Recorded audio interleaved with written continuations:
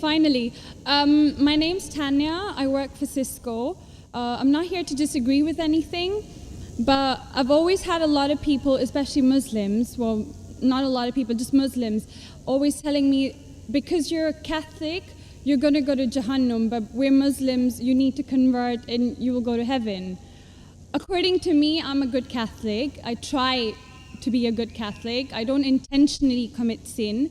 But does that mean because I'm a Catholic, I'm going to go to hell, and if I'm a Muslim, I'm going to go to heaven?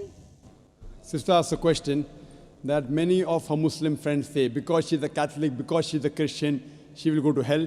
That is it true that because she's a Christian, you will go to hell? Sister, according to me, if you're a true Christian, if you truly follow the teachings of Jesus Christ, peace be upon him, inshallah you shall go to Jannah. Okay. But if you truly follow the teachings of Jesus Christ, peace be upon him, Jesus Christ, peace be upon him, said, seek ye the truth and the truth shall free you. Correct? Now, what you are following, I don't know.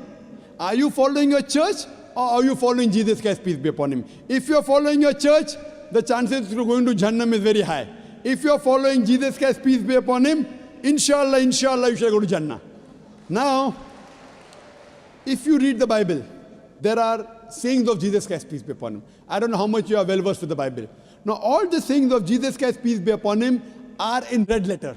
Are in red letter. Yeah. Sister, do you believe Jesus to be God? Well, I'm a bit confused about that, so I'm not going to get into that. No, I'm asking yes or no.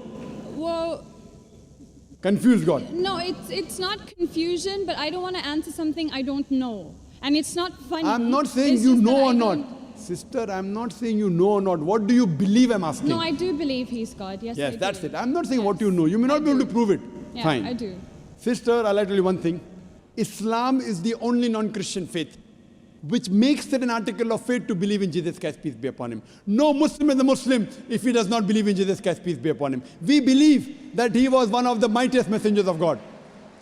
We believe that he was born miraculously without any intervention. We believe that he was the Messiah, translated Christ. Yes. We believe that he gave life to the dead with God's permission.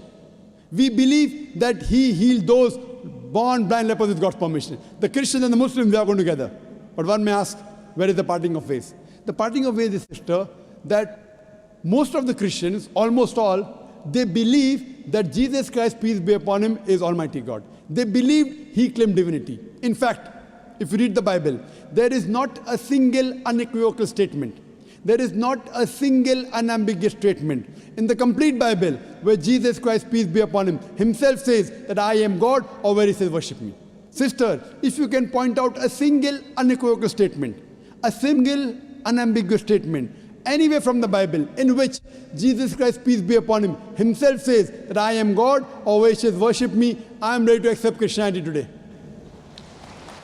In fact, if you read the Bible, I'm not talking about you accepting I'll come to it it. or not. I'm not. I got my answer already. I'm giving you, yes. I got my answer. You got half the answer, I'm giving the complete answer, okay. inshallah. You can go ahead. You got half the answer. Okay. I told you that if you're a true Christian, you shall go to Jannah. Yes. You don't know what a true Christian is.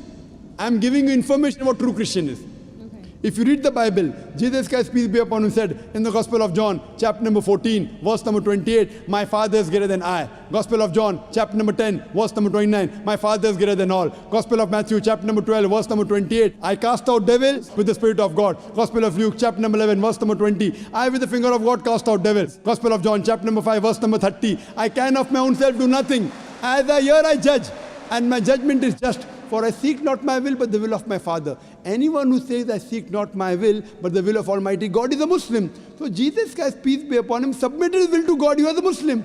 He never said he was God.